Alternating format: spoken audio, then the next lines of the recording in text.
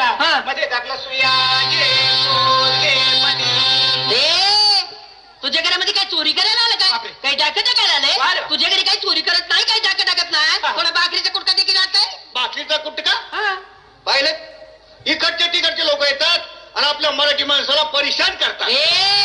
इकडचं तिकडचं म्हणताय का मला? मग अरे भाऊ, तुझ्याच मराठी मातीमध्ये जन्माला आलेलं छोटस संस्काराचं फुल आहे, भारूड म्हणतात मला. भारूड? आणि ही काय भानगड आहे? भानगड? अरे माणसांनी भानगडी करू नये म्हणून संतांनी काढलेल्या प्रबोधनाच्या कारखान्यातलं प्रोडक्शन म्हणजे भारूड.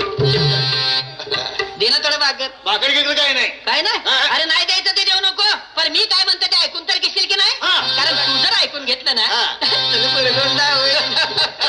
असू आलं भाऊ तुला. मला कसं काय? अरे तुलाच नाही, इथं जमलेल्या सगळ्यांना बुरगुंडा होईल. बुरगुंडा म्हणजे तुला काय वाटलं? मुलं बाळ? अरे भाऊ, बुरगुंडा म्हणजे लेकरं बाळ नाही. अरे बाबा, बुरगुंडा म्हणजे आमचं बासमध्ये बुरगुंडा या शब्दाचा अर्थ आहे ज्ञान.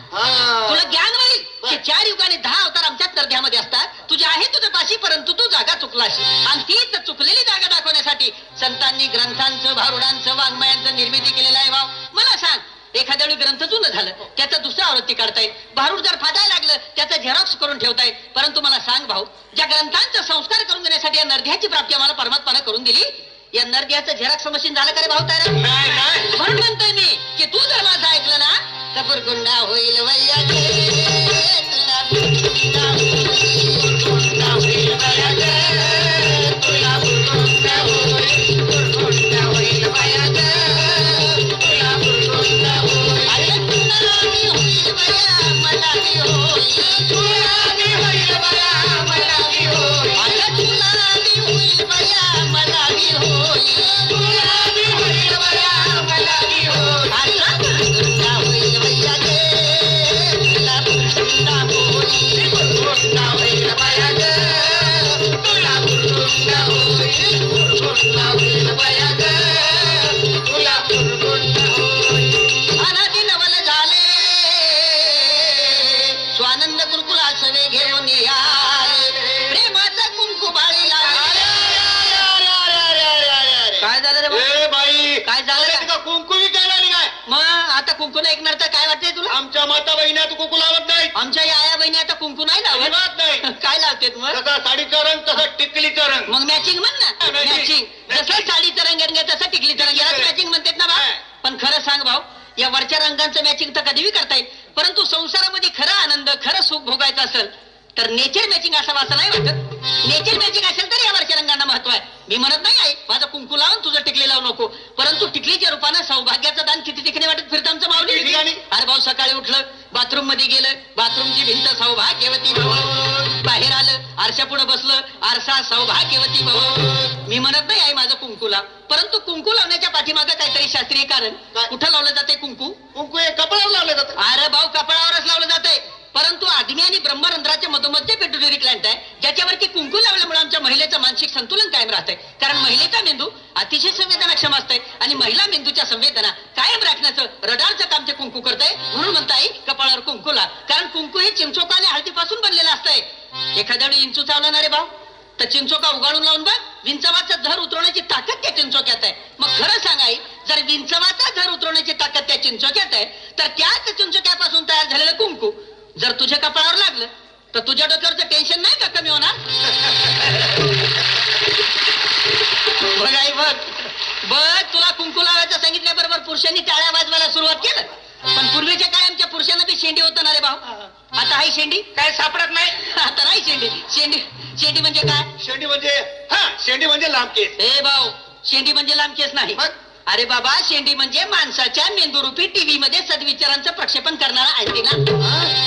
आता त्या अँटिनाच राहिलं नाही तर कसं रिमिक्स घुसणार नाही बाबा. आणि विशेष म्हणजे पुरुषांच्या त्या शेंडीरूपी अँटिनाद्वारे पुरुषांच्या डोक्यामध्ये फक्त एकच चॅनल चालतंय. कोणतं? ओनली मुंबई दूरदर्शन. म्हणजे पुरुषाला एकच काम असतंय की नाही, महिनाभर ड्युटी करणे आणि महिन्याचा पगार 1 तारखेला घरामध्ये आणून बायकोच्या हातामध्ये देणे. पण त्या आणलेल्या पगाराचं जीवनभराचं व्यवस्थापन आमच्या याला करावं लागतंय. आणि ते व्यवस्थापन करताना, घराचं घरपण राखताना मला सांग आई, तुझ्या डोक्यामध्ये किती प्रकारचे चॅनल चालते? लेकरांचं संगोपन आहे, मुलांचं शिक्षण आहे, मुलींचं शिक्षण आहे, सासू सासऱ्याची सेवा आहे, घरामध्ये असले तर हे सगळे चॅनल तुझ्या डोक्यामध्ये व्यवस्थितरित्या प्रक्षेपित होण्यासाठी तुझ्या डोक्यावरचा हा जो केसांचा आंबाडा आहे ना ताई, हा डिश अँटिना आहे.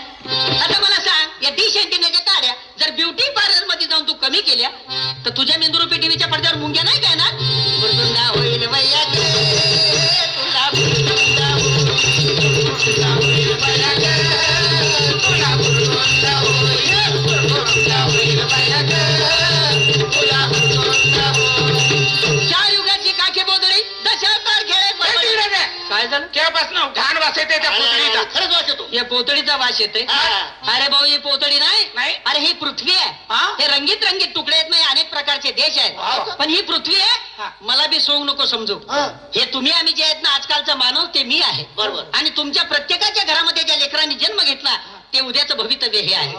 अरे बाबा माणसाला सुरक्षित ठेवण्यासाठी पृथ्वीवर पूर्वीच्या काळी डोंगर होते नद्या होत्या पशु होते पक्षी होते प्राणी होते पण माणसानं स्वतःच्या सुखासाठी या पृथ्वीला सगळं बर्बाद करून टाकले.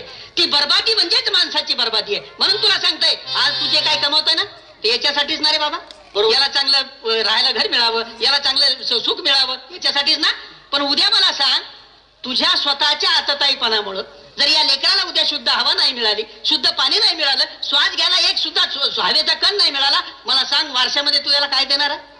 म्हणून सांगतो मी तुला जर सुरक्षित राहायचं असेल तर पर्यावरणाचं रक्षण करण्यासाठी एक तरी झाड लाव.